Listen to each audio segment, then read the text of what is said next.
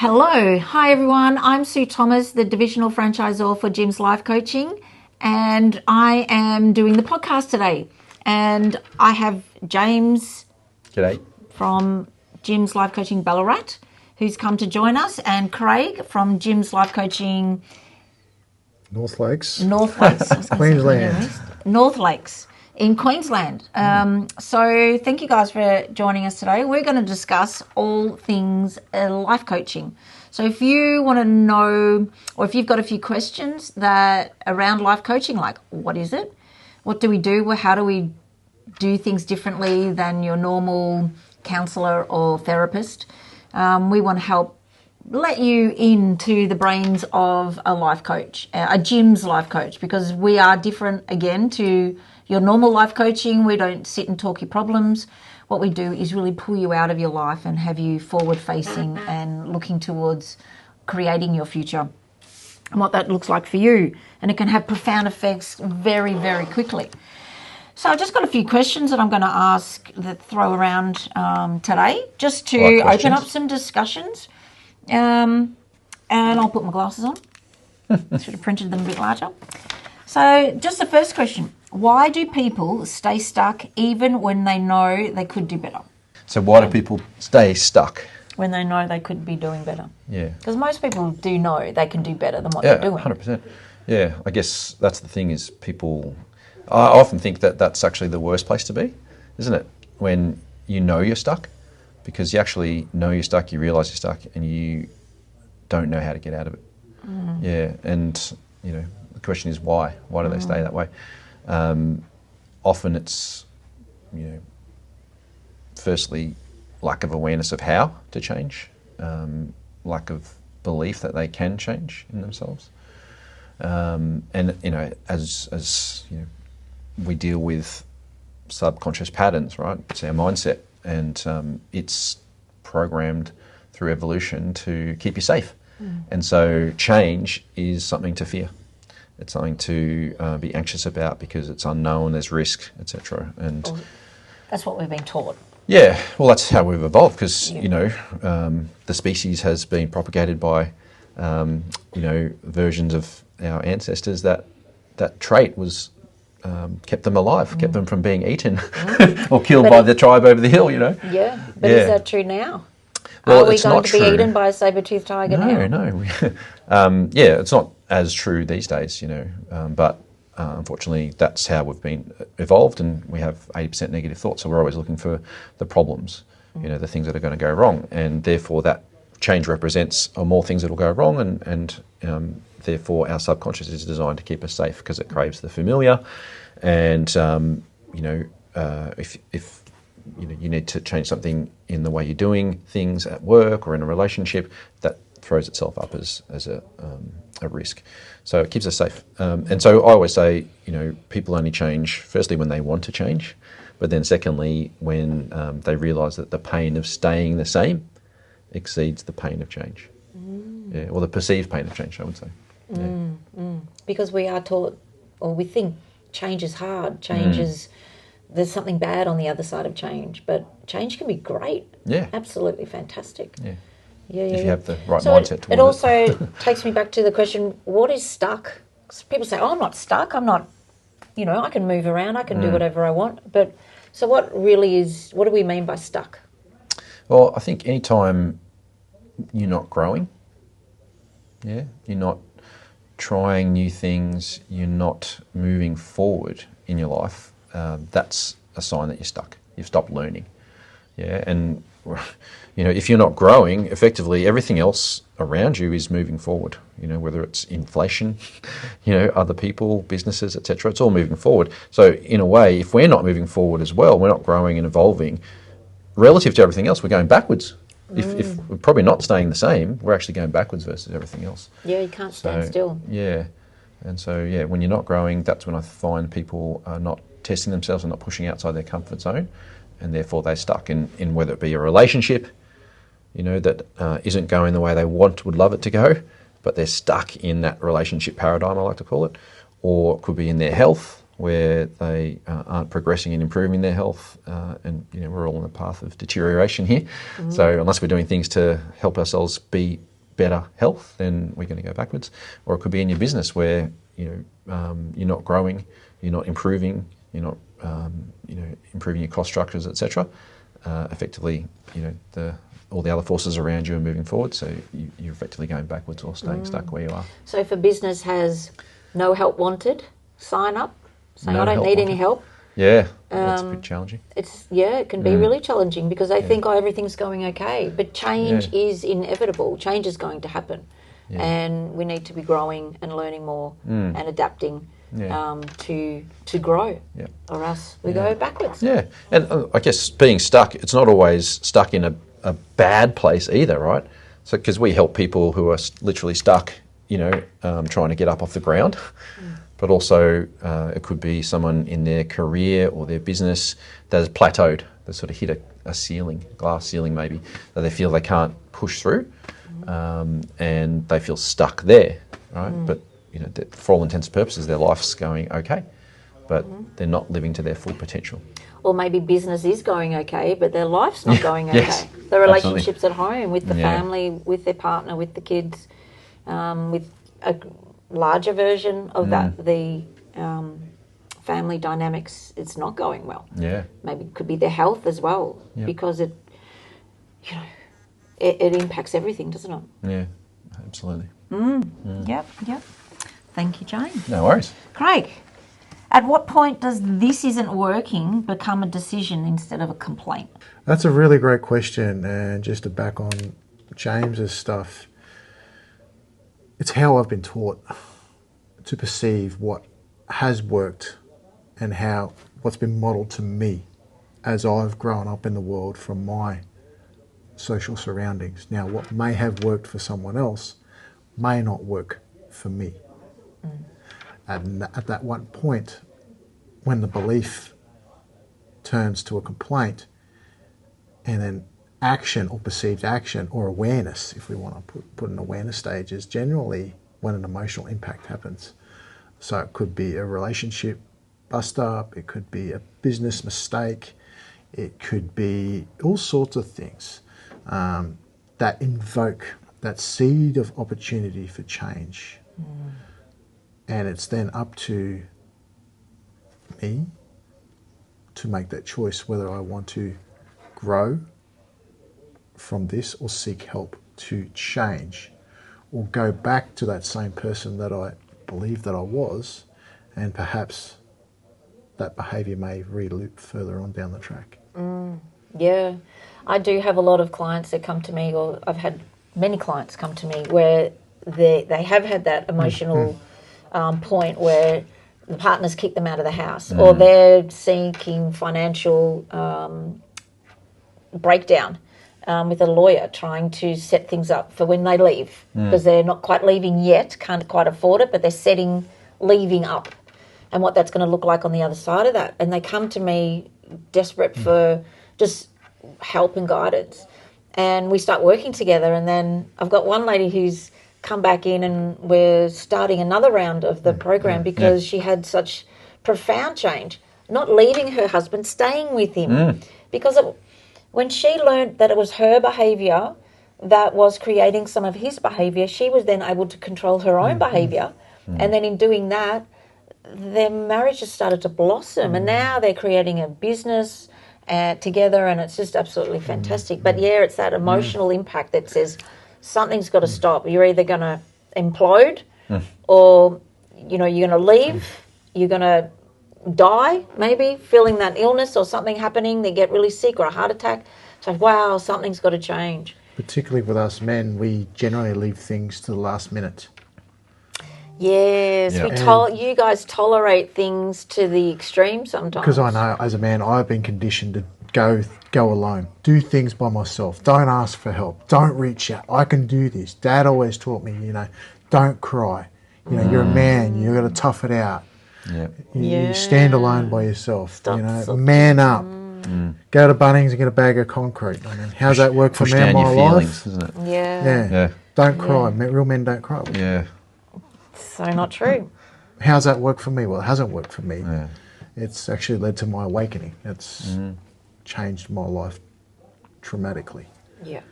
Yeah, in a good way. Yeah. And it's about stuff. Sometimes we perceive something to be bad, but it's actually not bad, it's good.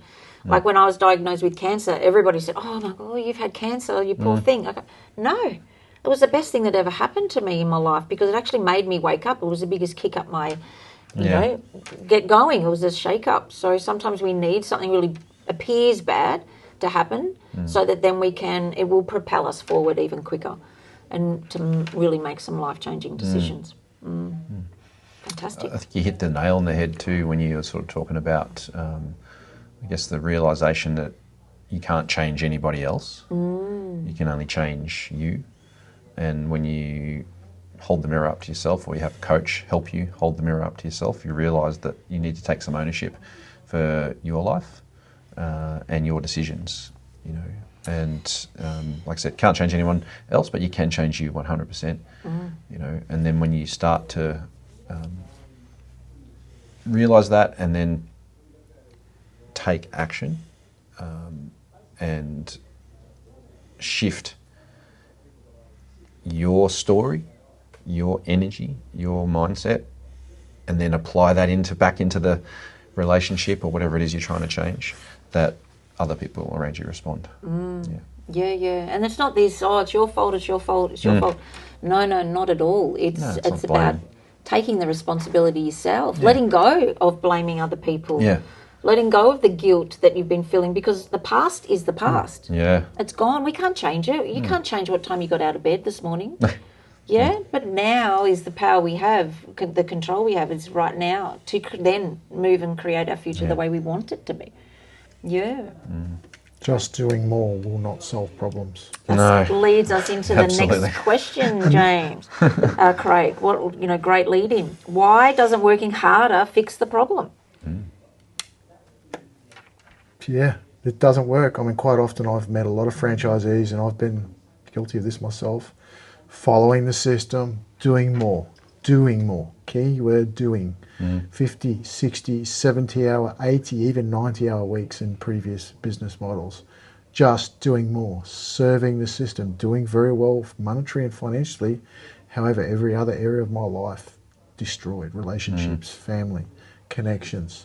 Serve my customers, serve my business well, but every other area of my life fell apart because I would not take a step back and have a look at myself, my actions, take responsibility and work out the reason why I was avoiding.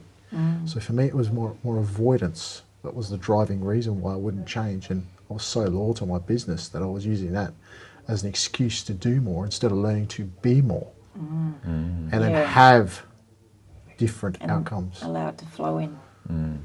Yeah. I think we see it all the time with our clients, right? When we're trying to fix ourselves on the surface, you know, and we go to work. I mean, I worked for 25 years for one company, and you know, was in that cycle of just overwork, running on the rat wheel. You know, felt like the weight of the world on your shoulders, and you just feel like I just got to do it harder. Clearly, I'm not doing it hard enough. You know, and that just causes you to sort of sacrifice things that are important to you without even realising it. And if you're unlucky, then things fall apart, and then you get your wake-up call. If you're lucky, you have a wake-up call earlier than that, and you get the opportunity to change. Or it delays and it happens later. Yeah, that's right. So, you know, example for me, I worked for one company for 25 years, and then I went to work, same job, different place, and funnily enough, the same problems followed me. What's the common denominator here? It's me, right? So the same you shows up everywhere with the same patterns of behaviour, of this overwork, and, you know, just thinking that you can work your way out of things. Yeah. But it's when you actually take a pause and sit back and really have a think about, well, what's my role in this, and what's really important to me. Yeah. And that's what we help our clients with, work out what's really important to you.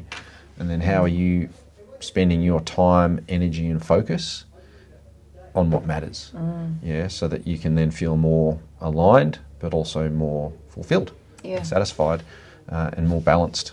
Because a lot of the time, most people are spending time on things that aren't fulfilling, that aren't lighting Yeah. them up, that aren't, the energy drainers, and they're not focused on what they really enjoy. And we help them get really clear with that. But Yep. it's about, going back that we think it's logical to keep going and doing the same thing over and over and over again and expecting a different result. Like somehow people think that's logical to just keep doing more, work harder of the same thing. Yeah. But just doesn't work. It actually ends up breaking people, and they get frustrated and give up.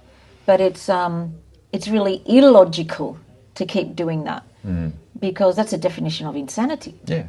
Yeah, but it's logical to actually try something different. But it's hard for people to do different. We are creatures of habit, Yes. and we continually do the same old, expecting that different result. It doesn't happen. Yeah. Most people know that quote, Yeah. Oh, yeah. But I find when I talk about that, we pretty much start with the realization that your thoughts are leading to the results. And your thoughts that you're having today are the same thoughts, if they are the same thoughts that you're having last week, last month, they're effectively recreating the results for you every day and into your future. So, if you want to change your results, you have to change the thinking that sits behind those results and adopt the thinking of the version of you that can create the results that you want. And I think when you frame it in that way for somebody, then they start to realise that, actually, I don't know how to change yet, but I actually start to move closer to the direction of I actually can see how my thoughts are creating my results and my outcomes every day. And then, when we show people how to shift their thinking to, create the feeling, the embodied feeling in their body that is needed to then, buy in and have that sort of the why, the heart sort of alignment, that then the action follows and then the results follow the actions. Yeah. So my next question, if you've pretty much answered it, but at the same time, maybe you could put it in real clear words. What are people doing every day that keeps them exactly where they are? What are people doing every day? Playing it safe. Yeah. Boom. Playing it safe. Comfort. Comfort. We have a comfort crisis in our society. But is it like really, are they comfortable or are they just tolerating what is... Tolerance, complacence. Yeah, common. Back in our primitive days, comfort killed societies. Our tribal societies, the men got together and went out and did the hunts. And then sometimes some of the men didn't come home. Sometimes all the men never come home. However, they did get out of the comfort zone, left the tribe, and went and got food, put food on the table. Well, Jim Penman from the Jim's group studies a lot of that, and he's written a book on the downfall of society, and it is that becoming too comfortable where there is no perceived pain as such, but we're still not happy. People are going for the alcohol. We've got social drugs now. Drugs are drugs, as far as I'm concerned. People are going to those things. I can't wait to have a drink at the end of work. And it doesn't just happen on a Friday or a Saturday anymore. It's happening on a Monday, a Tuesday, a Wednesday, a Thursday. People are drowning the thoughts. Men without purpose will distract themselves with pleasure. Yeah. Or That's become such a great- strangely loyal to daily trivia. We learnt that through the fall of Rome. Yeah. Men without purpose, the government threw on Yeah. circuses for distraction. Yeah. We're seeing modern circuses distract the modern day man away from concrete purpose. Yeah. A reason why we're on this planet. Yeah. I've worked with a few teenage kids finishing high school. Yeah. And, most kids don't have a purpose. They've got no reason to go to work next week. Money's good in the house. They don't have, like back in the day when I was younger, I had to go to work to be able to go out socially or to buy a car. Yeah. These days, mum and dad give them money for the car or they give the deposit for the house, and that real drive is missing, I think, from not just kids but adults as well. Yeah. Yeah. Yeah. I think absolutely right. Purpose, lack of a goal, like of an intention, drives the comfort zone. I just keep listening to you guys. Our program is absolutely amazing because what do we start with? You know, the power of your imagination. Yeah. What would you love to have in your life? Yeah. Really build up a goal, a purpose. I'm working with a lady in her mid-50s, late 50s. She's coming to retirement and she's really worried about after retirement because she doesn't know what she wants or didn't know what she wanted to do. But after going through 2 weeks of playing with her imagination in the way we get people to turn it on, she's now uncovering what she's going to do when she finishes work, and she's really excited, really excited, because we shouldn't ever finish work. You know, why retire from life? We don't retire from life, we retire from the job. But what about if we went on further to actually explore and expand in ourselves in our retirement? Wouldn't that be wonderful? Purpose is forged for challenge. Back in our tribal days, boys were quite often challenged by the uncles of the tribe. They were put through ridiculous rites of passages in order to find their purpose in their life, the reason to live, the reason why I'm here on this planet, direction. And not just one, multiple tests. Look at different cultures, even some of the modern day indigenous cultures in the Amazon. I'm like Jim, I study societies and cultures and I look for the strengths and the reason why the downfall of cultures. Rome is the exact same way. It fell because of the comfort crisis of men. Yet they conquered so many societies that plundered on rites of passages of men. I mean, look at Sparta. Sparta in its prime was a brutal regime, but it provided men of discipline and purpose. And even the early days of Rome before Caesar, they had men of purpose. And then the outcomes of the comfort crisis turned men into pleasure. So it's being challenged as boys from solid role models. And direct challenges like, well, who do you want to be when you grow up? Not what do you want to have. So can I get into, so who should be their role model? Like who do you think should be the role model in a child's life? Or, you know, should there be one or should there be many? There should be many. It takes a village to raise a child. Yeah, absolutely. I've said that at my daughter's 18th and birthday parties and their 21st because I thank the village that was surrounding us at those events. The discipline and the direction is taught by our parents. The accountability and support is taught by the uncles. Well, this is what possibly should be happening, or it's a good way to happen. But what's really happening now is there's a blame of, it should be the government who teaches, it should be the teachers, it should be the parents, and everybody's sort of saying, it should be you, it should be you, it should be you. But who's actually doing that? You know. Well, I mean, it is whoever you've got at the end of the day. And I think the important thing is to unlock and understand, well, why is that important to have, maybe frame it as positive role models in your life? Because, you know, we're all born into this world with parents, whether they be positive or negative, that really comes down to their upbringing as well. That's true. And so it's really about understanding, well, how does that affect the individual? The upbringing. We talk about it as, you know, the imprint phase from 0 to 7 years old. You're lapping it up and taking it in. You're getting programmed by whoever's around, whether it's a single parent or it's two parents, whatever there is happening. Your teachers, your uncles, your brothers, your siblings, you know, your peers. We're learning from their example, whatever that might be, positive or negative. Yeah, we're learning how to think about the world and learning how to think about ourselves. Yeah, and they've learned they can only teach what they've learned from their parents or their the family. And that's been taught to them because that's what those people have learned. So I talk to my clients and I say, we're actually breaking generational pain here. We're breaking the pain and the patterns that have happened over the generations because you're going to do different. And, you know, I am working with kids. I start working with the kids and I go, hang on a minute, actually, I think your parents should be here and I should be coaching them in helping them. Have they really taught you that? Do they say that to you? And, you know, some of the parents are like, yeah, I say that. And I go, well, like somebody said to me, I said, my son's lazy. And I go, yeah, do you say that to him? She said, oh, yeah, I tell him all the time. And I said, well, he's obedient. He's being lazy. He's doing what you tell him to do. And she's like, oh, now I get it.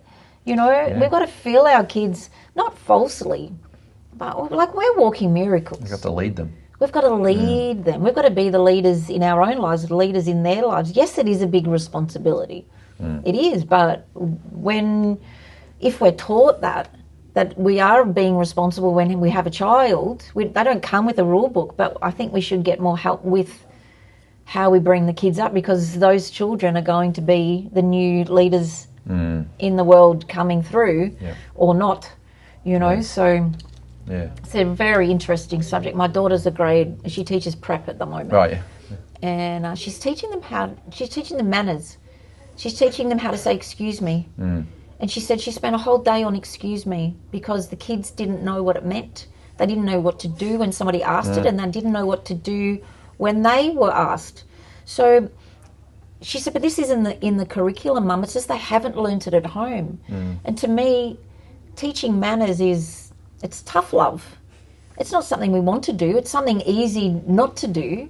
But I think it's really important in society with the respect of our elders, respecting others. To get respect, you have to respect. You know, get me off on a tangent. Let's get back to the question, Sue. But it is an important subject. Yeah. You know, okay, here we go. One question.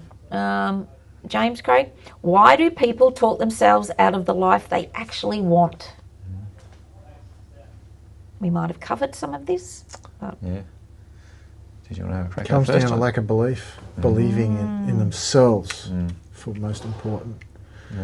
To be able to do that, to do whatever they want in their life, their purpose. It comes down to self-belief, and that self-belief generally falls back to, okay, what happened there? Who taught you? Where did that come up? Comes back to modelling. Belief is always around what we've picked up. Beliefs turn to actions, thoughts and actions, and legacy. And we're brought up, I remember, you know, being brought up with, constructive criticism. That's just another name for, let's put you down a bit more. Let's not, and somebody even told me off one day, oh, you can't take constructive criticism. I'm sitting there thinking, actually, I don't like being told what I'm not good at, because why not tell me what I am good at? And so that I can work on that. And I think this inner belief for most people is missing. You know, our parents were telling us, don't run, you'll fall over. Don't climb that tree, you'll fall out. Don't do those things because you'll hurt yourself. And so we're scared to do things. And we thought maybe we're going to be failure at doing things, so we've lost that self-belief. Yeah, definitely lost that self-belief, and that's through modelling. I mean, I was always taught to work hard, coming off the land of Dad was a farmer and Mum was a blue collar. What she did, Dad was pretty much blue collar, and we just taught to work hard. Depression era values modelled down, and I still pick things up in myself these days from Great Depression era of role modelling, tough love and hard work. You know, you didn't work 5 days a week. 9 to 5, it was, 6 to you're done, like 7 days a week. Yeah. Be and resourceful. sometimes it wasn't tough love, it was just tough. Yeah. You know, the love was missing because they weren't getting the love themselves to give it. And that's really hard. And that's the belief I've taken on, and I've had to do a lot of work around that through, the lessons that I've learned in my life and through my, awakening in order to undo that belief and reinstall new beliefs so I can take better actions. And it wasn't hard, was it really, Craig, to install the new beliefs? No. It was pretty simple, pretty easy to do. Pretty simple. Yeah. It's just persistence, consistency is the challenge. And that's, most humans don't, most people don't want to change. They don't want to put the effort in, but it's for the rest of your life. Do it with us, we do it real quick. Why wait and drag it out, and it's like extracting teeth slowly, trying to do it on your own. Yeah, very good. Yeah. I think there's also the perception of it's going to be hard to change, and that along the belief line, there's the fear of something, whether it's fear of failure we talked about, it could be even fear of success. I have a lot of clients that they want to be successful, but they don't want to have to pay for it in terms of their time with things that they see as valuable, balance and that sort of thing. Or give up the things that they don't want to give up, like the TV. Yeah, that's it. So then you got fear of success that comes in, right? Because if I get the income I want, then I won't have any time. And what we try to help people learn and understand is that actually, we all get the same amount of time, and it comes down to where you put your energy and focus. And sometimes you have to decide what you're not going to do, for this moment in time, or maybe forever. But what you are going to focus on, and make sure that that's then aligned with, your purpose and what you love in your life, and make sure you're living in line with that. So, for me, I personally had a lot of challenges in my life around values that I was drummed into me as a kid. Respect and responsibility and perseverance, and that tended to then have me sort of very focused on that in work, and then I sort of self-sacrificed my own happiness, but also self-sacrificed things that I also value, which is time with family and all that, because I felt like that was my role. But now I sort of had my own awareness and understanding of what's important to me, and I really try to make sure that I consciously prioritise the things that I want to prioritise, which is family, helping people. Holidaying with your family. Holidaying with my family this week. Away. Yeah, James. And why am I here talking to you? No, because I'm passionate about this, and my family know that I'm passionate about this. Yeah, you love your work now. Yeah. Yeah. Yep. It is. It's really understanding what is happiness, what is success, what does that mean to you, and why do you want that, and what's it going to give you in achieving that. I took me back to that moment where I was going back for my checkups with the cancer, and I'm sitting in a little tiny shoebox of an office. It was wonderful, but the door was locked. The bluestone bricks were there, and family was meeting for lunch, and I couldn't go. And I was like, "What? Why did I save my life to go back and do the same old?" Yeah. And it was like, that was the hitter. Yeah. My relationships with my kids wasn't great. My relationship with my family, my mum, was really challenging. And I was broken. And my body was saying, look, you are broken. Time to fix something. But then took that leap of faith out to make the change. And wow, the pain staying the same was so bad that I needed to break out of that. But I just imagined this flying carpet, and I was sitting on it. That's the visual that I had. Out to freedom. What was freedom to me? But I had to work out what that was. Yeah. Great relationships with my kids. Great relationships with my mum. Doing the things that I wanted to do. And it's not the big things. It's not having the yacht. It's not having the castle. Having a nice car is pretty good, and having a nice house is really good. But it's the little things of the joy. I can spend time with my 1-year-old granddaughter and babysit her and spend time with her, and I love it. It's those little things that we find the joy in. It comes back to what's the cost of not changing? What's the impact? Work out the impact, and if that's a pain point, then okay, that's a strong direction that something needs to change. Well, sometimes the cost is they don't realise it until they start working with us, and their income doubles. After 6 months, their income has doubled, or their business has tripled in 3 months.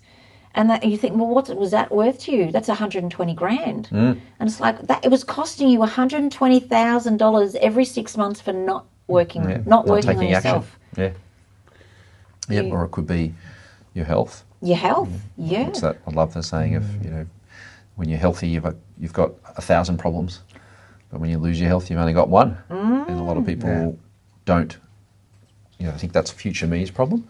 That you'll worry about later, but putting your time in now and focusing on your health is so important. Pop the hood of the franchisee for a minute and go, what really is going on? What's going on at home? The kids, the family. What would it be like if the wife or the significant other and the kids actually come home? And not just come home late at night and watch the TV and eat dinner, actually come home and have a deep conversation and you spent time playing with the kids. Be present. Keyword be. What would that look like? What would that feel like? That trumps the material success. Oh, sure does. It's interesting. Like you said, we get people come talk to us about, how can I improve my business? But then because we deal holistically with not just business, but, you know, all aspects of life, often I find that, and maybe it's just because I'm focused on health a lot, that I help people with, you know, their health, you know, weight loss, relationships, etc. And they're more important than the business growth aspect. I've got one client who, you know, quite successful, wants to grow their business, but would give up everything for a better relationship with their teenage kids. Yeah. And well, I find people start working with me when they start. It is about the business. They don't like the job, or the business is going well, or they're wanting to change career, or they think that, you know, they've got to move on. Yeah. But when that starts working well, and it usually happens pretty quickly in the first couple of weeks, and all of a sudden it's like, oh, the relationship, you know, actually home's not going too well. And I was like, oh, tell me about home. What's going on there? Can I use this at home? And like, well, let's have a look at that. And it's like, oh, I think you know, yes, of course you can use this. You can use it on your business, on your career, on your relationships, on your health, on your finances, on, you know, your social environment, on anything and everything. And when we start cruising with the one that you think's the problem, and that's working really well, then the other stuff that's really important, you can really work on and have that mind-blowingly change pretty quickly too. Yeah, absolutely. Yeah. Amanda's not here, but one of her clients, within 3 weeks of starting with her, because it was her win yesterday, was that he thought he had enormous money problems, and he was so buried in this money problem stuff, and then all of that seemed to just disappear in a couple of weeks because he wasn't thinking about it, and he was thinking about how to make money, and it was starting to happen for him. And then he's realised that in just doing that in 3 weeks, his relationship with his wife has just improved out of sight, and same with his kids. He's actually present and being there because he's not worrying about all this stuff he thought he had to worry about. Shifted his vibration, hasn't it? Shifted his vibration, shifted the way he feels. Yeah. And everything changes. Yeah. I'm a huge advocate of men's mental health. That's what drives my coaching. It's seeing men shift, change. Yeah, beautiful. And particularly the men's mental health crisis we have in society, that we've been conditioned to medicate and sedate. It's not the answer though, is it? Because if it was... Coaching around with men and challenging them directly for change. I have a unique style of coaching. It gives growth with the clients I work with, particularly with the men. Because with men, we can come across masked up with an ego, right? Because we're taught to be that from childhood. And it's all about, okay, you're a man, you've got to toughen up. Yeah. Cut through that mask and, okay, what's really going on? So this is, I was just going to ask, just on that thread, like what's I guess an example that you're most proud of in that regard? Recent example, I worked with a CEO up in North Lakes, very successful CEO of a $40 million company. I closed him initially off out of a transport role I was with from a previous company. And we started coaching because I noticed some behaviours. He was very, very successful on paper. Couldn't get more successful. Had the business, had a Lamborghini in the driveway, 6,000 square foot house, beautiful house, concrete driveway.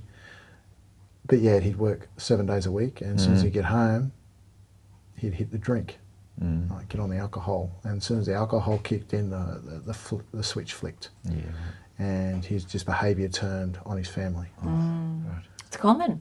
It's very common with men. He had Yeah. anger problems, and I picked that energy straight up. But that's learnt through his generations. That's the role models that we had back in the day were all Tough. They all had a drink at the end of the day. You know? Very tough. And we worked together. And I challenged him. It's like, okay, it's like, well, in order for me to work with you one-on-one, you're going to, I set the boundaries. You need to go and check into AA, right? Clean yourself, right? Clear yourself. Support accountability around that, dry out. Help your missus and your kids move to somewhere safe for the time being. You're going to do this. I was tough. I was like, are you ready to change?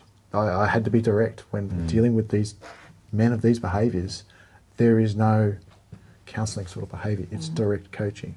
Do they want to change? Yes or no? When the family's out the door, most likely it's yes. The And they've impacts got of to be that. responsible late for their own sometimes. Yeah. behaviour. So he's checked into AA. I've got to check in with him again Yeah. soon. He's going on 3 months clean, Great. dry. Yeah. Yeah. I'll catch back up with him again and see where he's at and get a mental health plan going through a psychologist that I know to get him stabilised, and I'll sort of just liaise with that in that aspect, because there's a little bit more than what I can provide as a coach. Yeah. for the time But you're calling in Yeah, support I'm services at the calling in, right time, referring If to they're them. needed. Support if they're needed, accountability. yeah. Support Yeah. accountability. Yeah, absolutely. That's great. Yep. Good stuff. So what changes first? Someone's results or the way they see themselves? That's a very layered question there, Sue. Oh, in my mind, on the surface, it's the way you see yourself first, right? 100%. You know, we always say It's the cause, isn't it? the cause of all your results is your thinking, but primarily your self-image. How you see yourself is what you then project out to the outside world, and unless you address that, it's like they say a thermostat in a heating system. It's a set point, and you will keep returning back to that set point no matter what, until you change that set point. And that set point is your self-image. Yeah, and that's what we were talking about before. You learn as a little kid how to think about yourself and the outside world, and then sometimes we deal with clients. Hey, we deal with ourselves sometimes. Having patterns and reactions like our 5-year-old self had, right? For all 5-year-olds. Yeah, absolutely. So, but and then we create awareness, obviously, about that, and give people the opportunity, show them the door, and they step through the door on how to change that instead of acting in pattern ways, to start to learn to act in a way and have beliefs about themselves in a way that is the belief of the person that can achieve the results. So, you don't get the results first. You've got to, what do you say? Put the wood on before you get the fire, Yeah, right? before And you you get are the the wood. heat. Your beliefs about yourself Yeah. are the wood. Yeah. We certainly see the impact of what comes first, which is generally results. Lack of results, Lack right? of results, generally, yes. due to the perception of reality of how we see the world. Yeah. And that comes back to the 3 universal fears, the fear of not being loved, the fear of belonging, and particularly of us men, the fear of being called out. Embarrassment. Yeah, Ooh, shame. it's big. Yeah.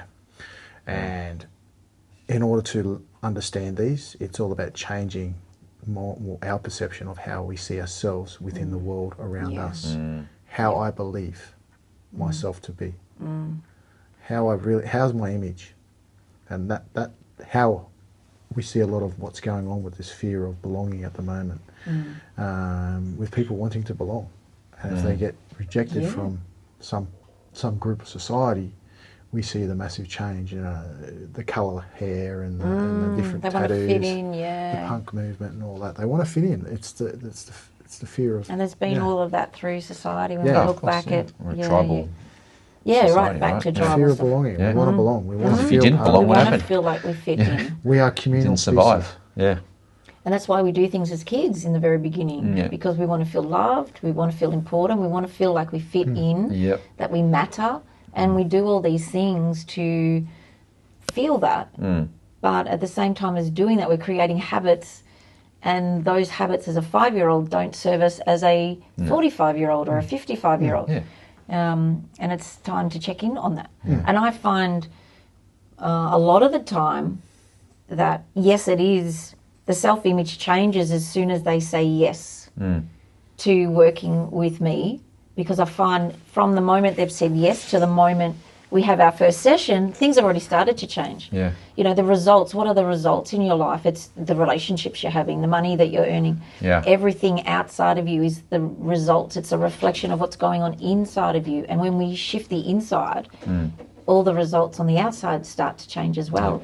So just by saying, yes, I am worth it, yes, I matter in my life, and they make that decision, I've got goosebumps. Things start to change, and I see this new person turn up on day one. It's like, whoa! And I say, Sue, you're not going to believe it. Things have already started to change. I'm like, is it a coincidence? No. Coincidence, luck, magic, miracles are all names we give to things we don't understand how they work, and we put the control back in people's hands. It's beautiful. Yeah. Taking that step forwards, that important conversation, that crucial connection, closing that sale, following that connection up, that important conversation to have with a partner, maybe to rekindle a relationship, maybe to close one off. It's that step forwards towards progress. But it's making a decision. Yeah. Making that decision. Yes, it might be time to move on, or no, it's not. It's time to work it out. And actually making that committed decision that we help people facilitate. We help facilitate that with them. Yeah, but I think that the question is quite interesting, because it's sort of like, is what comes first, results or the belief? In fact, the belief doesn't come first, does it? It's the decision. It's the decision to change, and then it's actually the decide to act like the person you want to become, right? And then when you start to act, even though you don't necessarily have belief yet, right? But then you get a little result. Well, there's enough and belief you stack in the yourself. results, Yeah. and then the subconscious catches up, and we start to believe, hey, There is enough belief in yourself to that you say can yes. change. Yeah, that's right. Yeah, Think that you about- are worth it. Yeah. Think about the word decide. Yeah. Now it's Latin for to cut. Think, incision or suicide, to cut It's like away. Yeah. The line drawn in the Yeah. sand now. To cut away. So if we decide, that means we're cutting something away. But there's a lot of people making decisions and they don't follow through. So they're not actually cutting real away. decision? Yeah, it's a feel good moment. Yeah, I'm going to do that. I'm going to lose weight. Yeah, I'm going to start a new business. And they think about it for a while, but they talk themselves out of it. The conversation we have with ourselves is the most important conversation we have. And a lot of people are talking themselves out of it. Language leaves clues. Yes. Certain words Yeah, leave yeah, yeah. clues. You would argue that that's not a decision then. It's a No. wish. It's a wish. It's a wish. It's a wish and hope. Isn't it? Yeah. Decision There's no decision, comes with action. mate. Yeah. Yeah. I don't Doing think the I thing. will decide. I will decide. But it's hard because we're stuck in a comfort zone and we're stuck in a world of comfort. Yeah. Stepping out of our comfort zone feels like we're going to jump off a cliff. And this is where a coach is important for that support, accountability. We Support, hold your accountability, hand the yeah. whole way through. It's not hard. We make it easy. It's easy. It's so easy. It's not funny. It's so simple to do. It's not funny, but doing it on your own is really, really Yeah. hard. No guarantee you're going alone. Yep. But you did say, but yeah, it's that belief that actually I think I am worth it, and we know you're a walking miracle. Like we know people have such amazing talents inside them that are just lying dormant. We know that. And then, it is building the belief. We know how to build a belief. If you tell yourself a lie often enough, you believe it to be true. And most people are believing things about themselves that aren't true. It's just they've told themselves that often enough. So we uncover that. It's not, it's very personal, very private. It's not a thing that you're going to get in trouble. No, it's definitely not like that. It's just awareness. I didn't realize I was doing that. Yeah. And, then you have the choice then. You've got the choice. Because up until now you haven't had the choice because you just thought that was the way it was. But now you get to choose. Do I want to continue the way I was going or choose another path? And it's challenging walking that new path to start with. But the amazingness through that growth and the view that you're going to get in your life is just going to be so much better than before. Yep. Okay, so why do some people change quickly while others choose to stay stuck longer? Determination. And of course, it comes back to that pain experience. Does it hurt enough? What's the impacts? What's the cost of not changing versus the cost to change? Yeah. There's that story about the dog sitting on the nail you know. I haven't heard this Well, one. you haven't heard this story? Not that I know. There's Like this a box, dog. maybe, but- Yeah, the dog is sitting on the porch, Right. and it's making this howling noise. Right. And the little boy walks past and says to the man, "Why is your dog howling?" And because the dog's sitting there going, "Ooh," and the man says, "He's sitting on a nail and it doesn't quite hurt enough to move, but he's just complaining about, Right. he's hurt it. It's hurting, but not enough to move." And I think a lot of people are there complaining. How many times do you hear people complain? Don't like this, don't like that, don't like this. They're Yeah. complaining about what they don't have, whinging about what it's going wrong, but they're not doing anything about it. It's the old pity party. Yeah, it's just logical to keep doing the same. Yeah. Something's got to change, but it's illogical. I would say, in terms of that question, why do people take longer to change?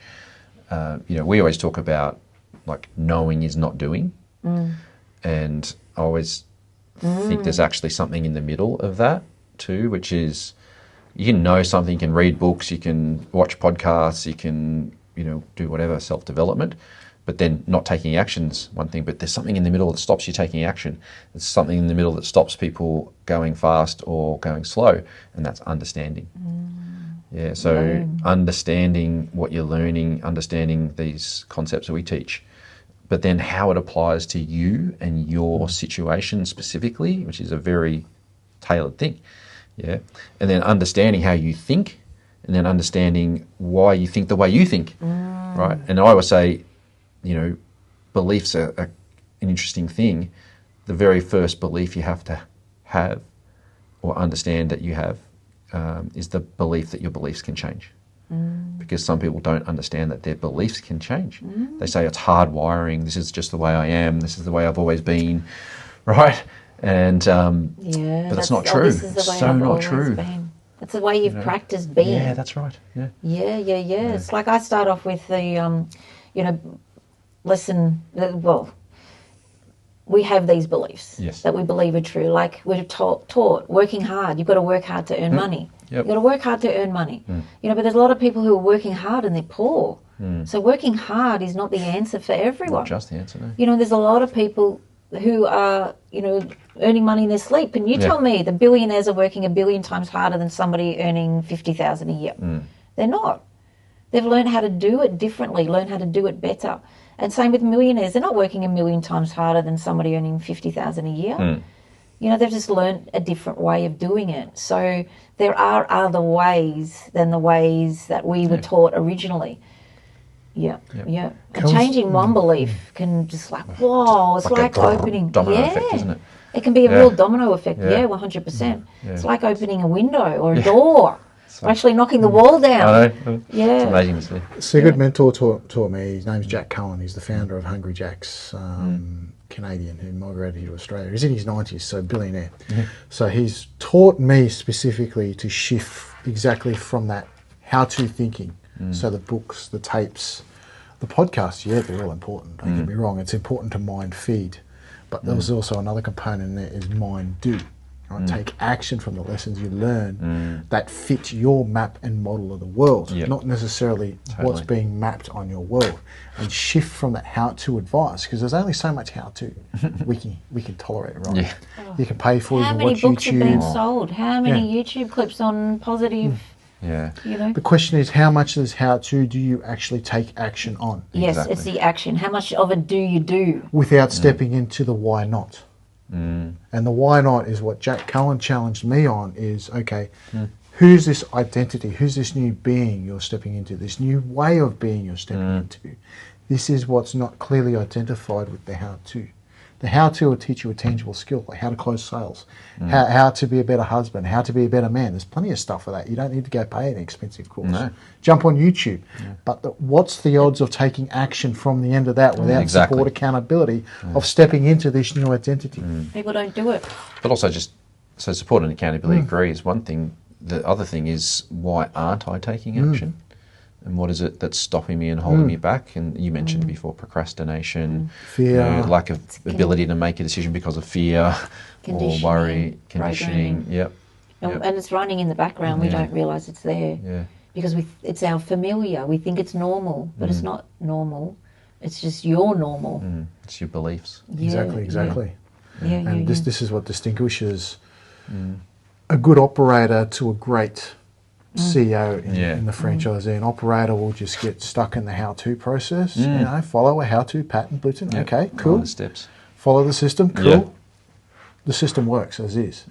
But what impacts does that give you as an owner? You didn't buy yourself a job or a subby with decals on the side of your ute, right? Yeah. You bought a business, right? That identity, a franchise is an identity that I've stepped into, that I've become. I've stepped away from an operator and a very good operator. I could always go get a subcontracted job to be a really good operator, but stepping into the mind shift and a totally new way of being, a new identity of an actual entrepreneur, business owner, salesperson is taking on that new belief, that new identity. It's like, ooh, who am I stepping into and becoming here? And who else can I take along the way with me? And this is where I see the gap in the market for franchisees, within gyms, outside gyms, whatever conversation I'm having, which I'm having a lot of conversations with different franchise systems, it's the common thread. It's the shift from that overworked operator and stepping into that confident, calm CEO who can take ownership of their business and their life. Yeah. Talking to a lot of them think they're buying a job. A lot of them think it's that in between a job and a business owner, and they're not realising they've actually got to do some of the work. Some of them getting out of the comfort zone, I think it's just going to come to them. And it can be that identity that they have in that role, that position. This is where we come in. We're all franchisees, right? So we're one of them. So that makes things easier. We're not some outside speaker being paid a mozza to come in and do an hour keynote and off we go again out into the never land. We're working sometimes for the rest of their business lives, and it's creating that shift. It's like, okay, I bought a system. The system works. How can I become that entrepreneur, that business owner? Rather than think like that. Think, and that's the mindset shift away from the glorified sub. It's like, I'll turn up with a couple of stickers on the side of me. I've paid 30 grand for a job. To taking ownership. So I'm going to become an expert, an inch wide, mile deep expert in my life and my business. Yeah, great lead into the next question. Righto. Yes. What does real responsibility actually look like? Wow. It's taking personal responsibility for. Well, we talked just then about business owner mindset, right? I've got this post-it note on my wall that my mum sort of said to me, if it is to be, it's up to me. And when I talk to my clients, I always say, no one's coming to save you in your business. You need to think and act and be the business owner of your business. And they teach you that at Jim's training, that you might be a life coach. That's the technical side of your business, but you then have to spend, maybe a third of your time on that, a third of your time on sales, a third of your time on marketing. But then on top of that, you've got to wear the accountant hat, the customer complaints sort of hat, and all the hats you're wearing as a business owner. And then you've got to go home and you show up for your family and be present. So you're carrying a lot on your shoulders. And so, thinking about your responsibility there, then you are responsible for everything that you do and don't do. That's what we teach people in our lesson 3 of our first level. Yeah. And, because they do learn everything here at training, don't they? They learn all the strategies. 2 days. Jim talks for 2 hours on customer service and what to do, how to get more clients and how to build that up. They learn everything. Social media, they get taught about that. They get taught so much. It's like a mind-blowing experience for 2 full days.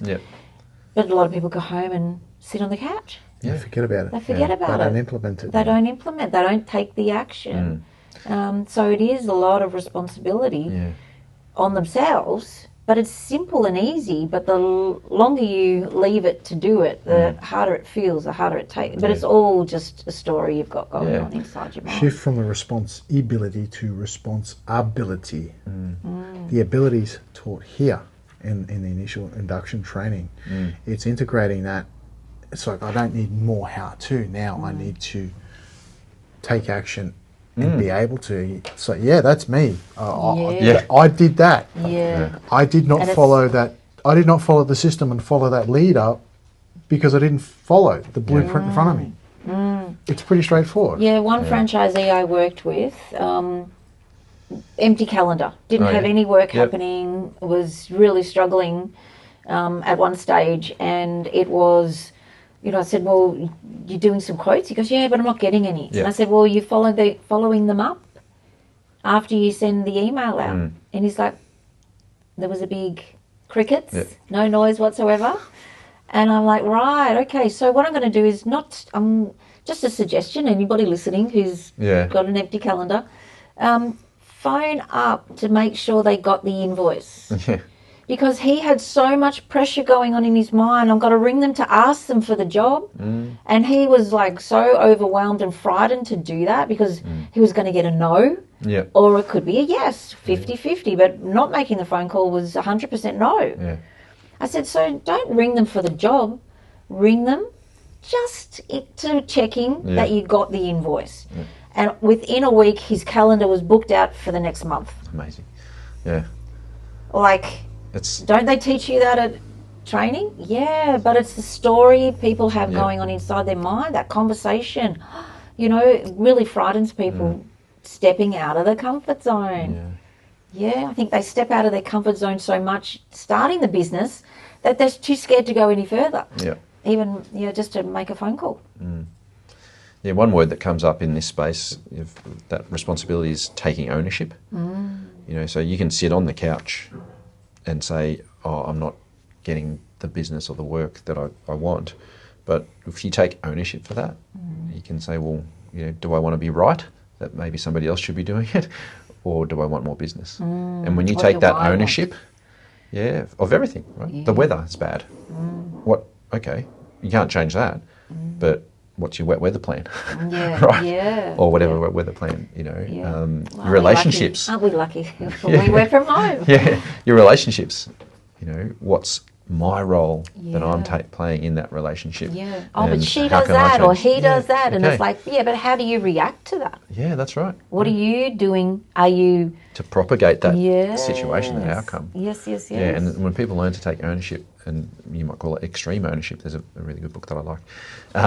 That when you learn to say, well, I'm responsible for everything in my world, and I can take responsibility for taking action, deciding what I'm going to stop doing, deciding where I'm going to spend my time, who I'm going to spend my time with. I'm around. 100% responsible for what I do Yeah. and what I don't do. Yeah. I'm responsible for that. It's you're 50-50 in a relationship, but you, like I am, 100% responsible for what I do. So I'm hearing not time management. I'm hearing energy management. Yes. You Focus can't manage management, time. yeah. You can only manage your own activities. I'm hearing priorities, and I'm hearing boundaries. Yeah, Yes. prioritize. Oh, have standards, Love not boundaries. just boundaries, but have Yeah. standards that you will not lower for anyone or anything. Yep. Really, really important. Great one, Craig. Great one. Good. How do you know when someone is truly ready for change? They got tears. Yes, it happens a They're- lot. Yeah. Yep. If they put their hand up for me and say, "Hey, all right, let's They go." reach out. Yeah. Yeah, but how many people are scared to do that? A lot of people are scared. The ones that want to take action take that micro step forward Yeah. and ask for help. Yep. Yeah. It's a very courageous moment for somebody to say. It is, I mean, particularly of us men. Yeah, We've been people say it's a. conditioned. Yeah. Yeah, people Very say vulnerable. it's like, you're weak. Yeah. You're weak if you need help. No, you're actually very smart. How many really good business owners, how many really top-notch business owners have coaches? Yeah. You look at the best tennis player in the world, they have a mindset coach, they have a physical coach, they have a tennis coach, they have a nutrition coach. They get a coach in everything because they can always be better. Yep. Why not be better? I love that word, better. Just it's all about being better, a better version of ourselves every day. Imagine if you're 1% better every day, in 100 days you're 100% better. Proximity is power. as a good friend of mine taught me a long time ago. Lesson 17 in the power of your environment. It's huge. Who you hang around. Yeah. Yeah, And hanging around a pretty good coach, like Jim's life coaching, is a great person to hang around because we'll inspire you. We'll get you living that life you really, really want. Yeah, exactly. It's relational capital. Relationships in your business, relationships in your life. Who you associate with is who you essentially become. And as franchisees, no matter what division you are in the Jim's world or those outside of Jim's world, in a franchise business or even an independent business, 80% of your business is relational capital, relationships, going out and conversing with people, not necessarily to pitch people, but to converse. 20% is new relationships, 80% current relationships. Right? Building relationships. And a really good pub test that I have had some sky results lately is, how many franchisees out there invest in relational capital? Networking events. Go to your local business networking events. Go to your local BX but I haven't got events. time. I haven't got time. There I'm you working go. too There hard. you go. I've got to get home to There you go. to sit and watch TV. Connect with the simple thing. Connect with the other franchisees of other divisions in your local area. Which is we are really It's a ready-made helping. network there. Yeah. Operator thinking is, I'll take on more work 6 days a week. Oh, why not work 7 days? I've got customers over here screaming. 7 days a week. No, you're caught in the doing. What's your priorities? How much time do you devote each week to your relational capital? That proximity of power.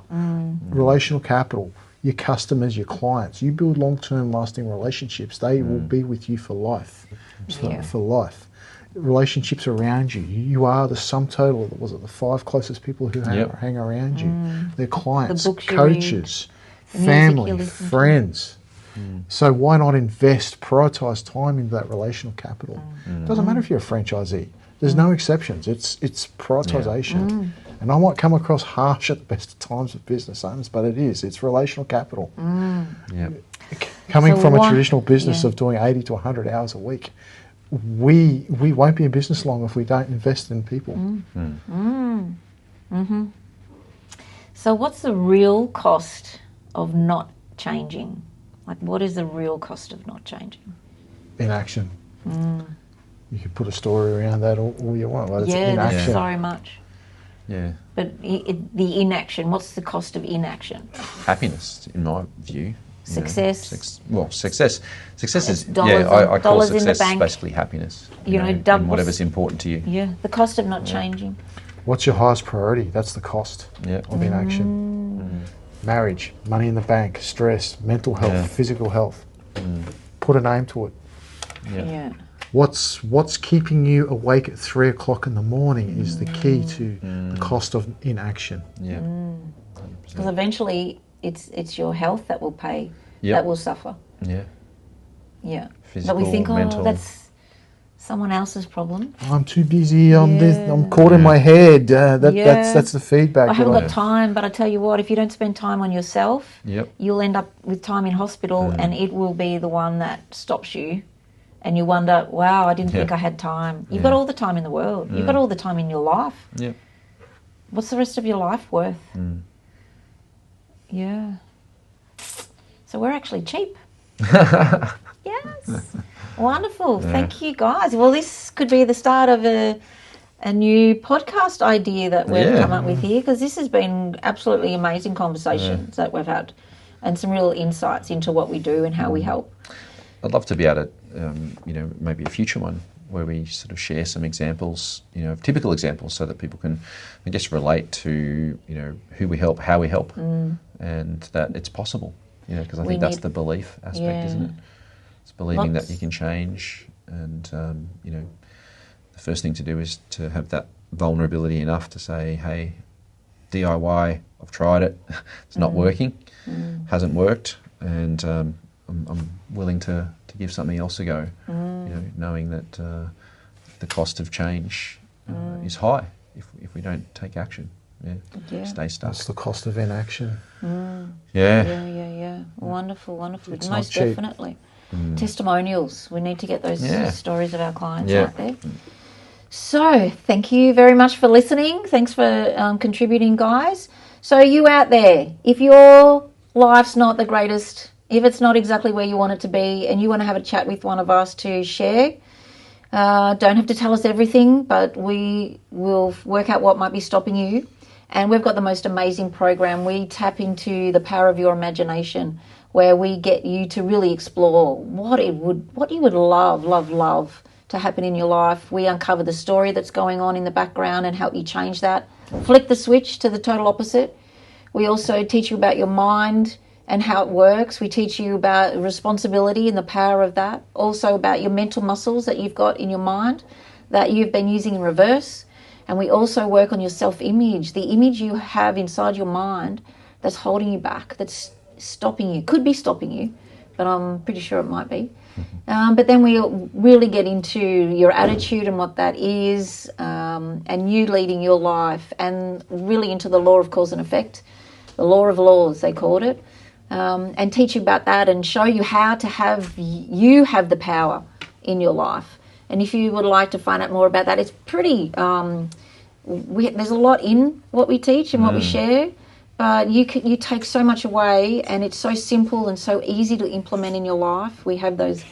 You get a workbook. We've got videos. We've got all sorts of things for you. And if you really think you're worth it, you believe that little tiny bit in yourself, because you are a walking miracle. And we'll show you how to do that. And please reach out. Call the 131-546 number, or get on our website, jimslifecoaching.com.au, and we look forward to speaking with you.